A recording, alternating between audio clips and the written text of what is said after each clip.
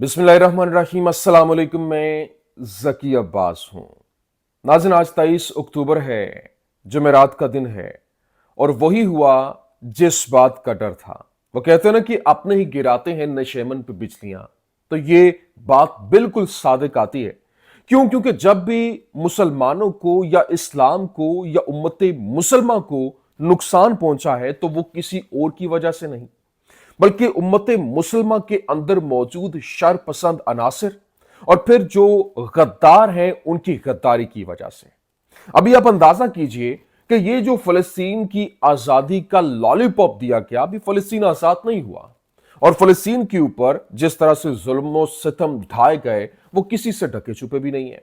अभी यहां पर फलस्तीन के साथ एक बार फिर से धोखा हुआ है, और 10 जो मुसलमान ममालिक हैं उनकी जानिब से इसराइल को तस्लीम करने के हवाले से ऐलान की खबर ने तहलका मचा के रख दिया है।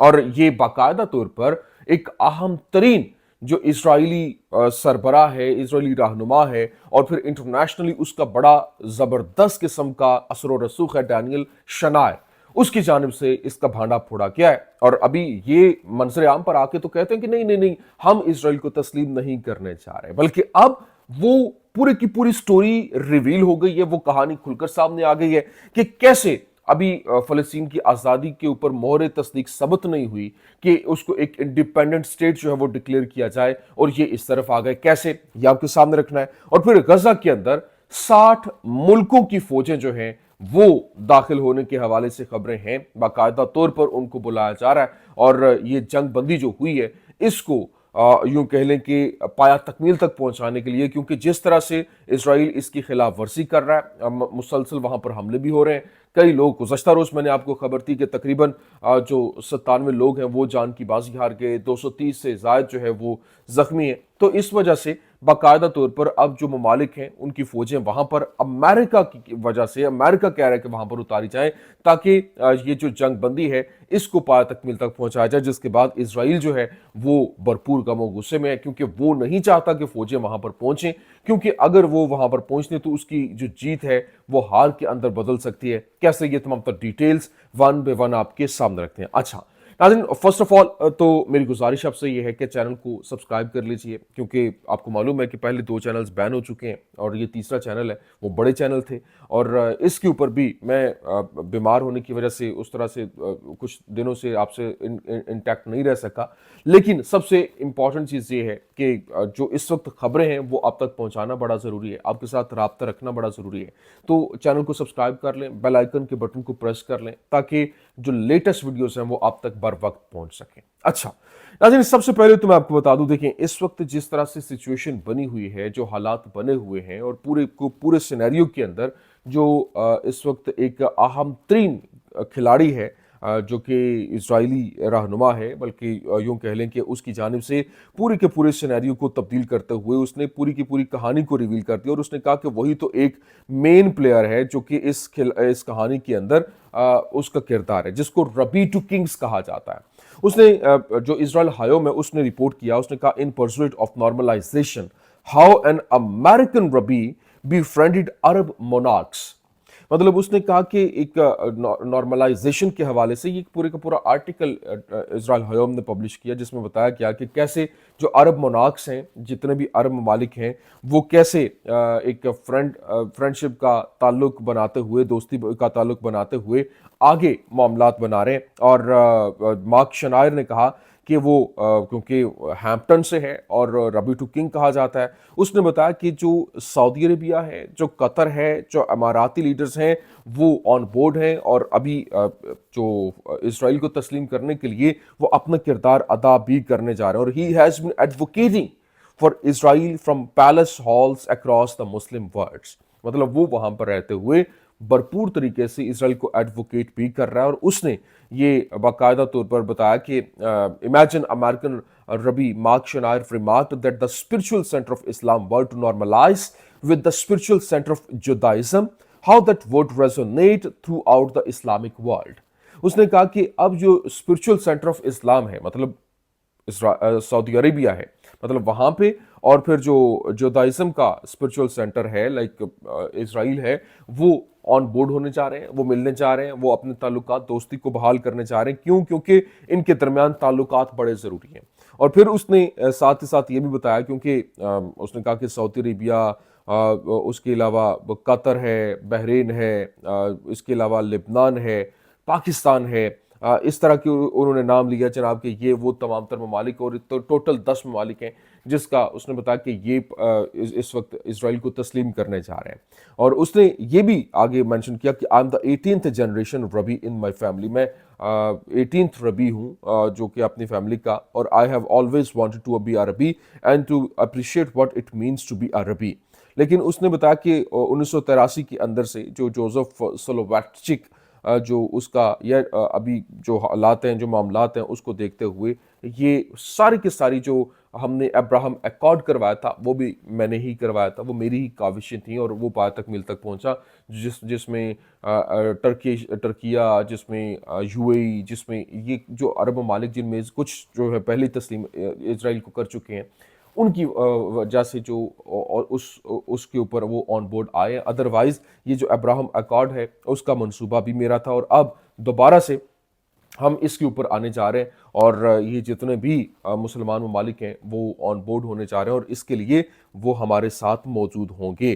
اور لیکن یہاں سب سے امپورٹنٹ چیز کہ ایک طرف تو فلسطینی جو ہیں وہ بہت بری طرح سے وہاں پر پھنسے ہوئے ہیں, ابھی تک ایک آزادی ان کو نصیب نہیں ہوئی ہے, اور دوسری جانب جو ہے وہ اگر یہ جو مسلم ممالک ہیں اسرائیل کو تسلیم کر لیتے ہیں تو یہ ایک بہت بڑا جھٹکا جو ہے وہ ہو سکتا ہے, اور اس کے بہت بڑے ڈرا بیکس جو ہے وہ آ سکتے ہیں. لیکن ابھی حیرانی کی بات یہ ہے کہ جو فلسطینی مزاحمت ہے اس کو وہاں پر کہا جا رہا ہے کہ پہلا فیز جنگ بندی ہے, اس کو برقرار رکھنے کے لیے 60 ممالک کی فوجیں وہاں پر بلائی جائیں گی تاکہ یہ جنگ بندی برقرار رہے, کیونکہ اسرائیل بھی حملے کر رہا ہے, اور پھر حماس جو ہے فلسطینی مزاحمت جو ہے اس کو لے کر کہا جا رہا ہے کہ وہ آگے سے ریٹیلیٹری کارروائیاں نہ کریں.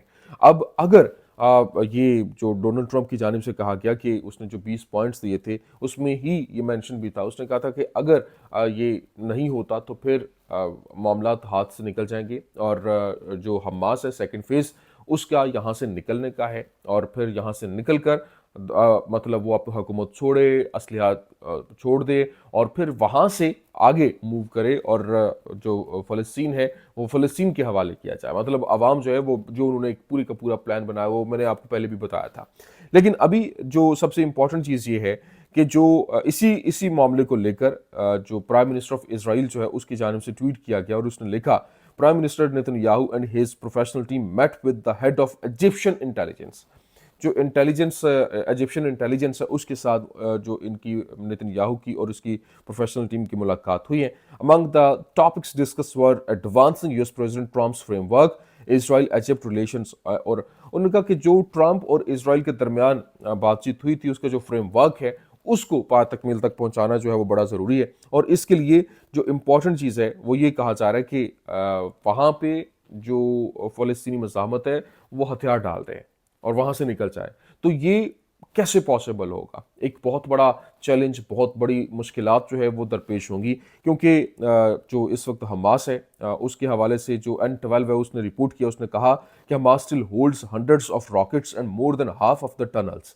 مطلب تقریباً جو 100 سے زائد راکٹس ابھی بھی ہنڈریڈز مطلب سینکڑوں کے حساب سے ان کے پاس ابھی بھی راکٹس موجود ہیں, اور ابھی تک ان کی جو ٹنلز ہیں, سرنگیں ہیں, وہ بھی موجود ہیں. Even today, 2 years into the war, Hamas has a few hundred rockets, including medium-range ones for that can range the center of the country. مطلب جو center of the country ہے وہاں تک ان کے راکٹس جو ہے وہ پہنچ سکتے ہیں. اور پھر یہ بھی بتایا گیا کہ Hamas terrorists have more than 10,000 long weapons. مطلب 10,000 ان کے پاس لانگ ویپنس بھی موجود ہیں, اور more than half of Hamas above ground infrastructure has been destroyed.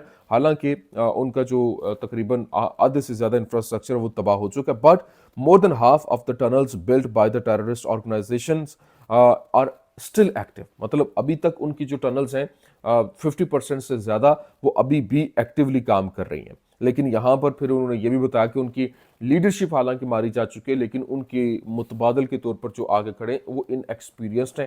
جس طرح سے انہوں نے لکھا کہ جو most of the senior commanders on the eve of October 7 were eliminated.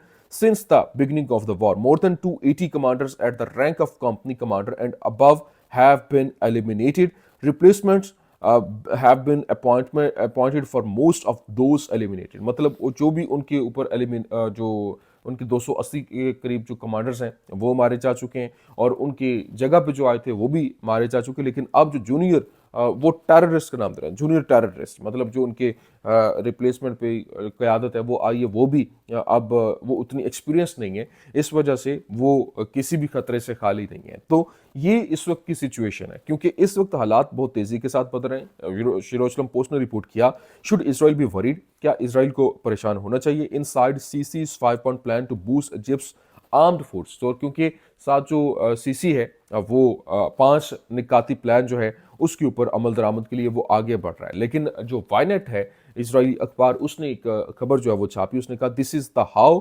Americans turned Israel into a banana Republic. मतलब ये जो अमेरिकन है वो अमेरिका इस वक्त यूं कह लें कि बनाना रिपब्लिक हमें बना चुका है। हम उसकी 51वीं स्टेट जो है वो बन चुके हैं, क्योंकि contrary to all the delusional statements, मतलब जो उसकी जितनी भी स्टेटमेंट्स हैं उसके बाद हमने देखा कि नेतन्याहू जो है वो फ्री हैंड नहीं है और अब वो वही कुछ कर रहा है जो अमेरिका कह रहा है और ये हमारे मफाद में नहीं है। तो ये इस वक्त की कुछ अहम तरीन अपडेट्स थी, मैंने कहा मैं आपके सामने रख दूं। उम्मीद करते हैं वीडियो आपको पसंद आई होगी। पसंद आने की सूरत में लाइक कीजिए, शेयर कीजिए और हमारे चैनल को सब्सक्राइब करना मत भूलिएगा। शुक्रिया।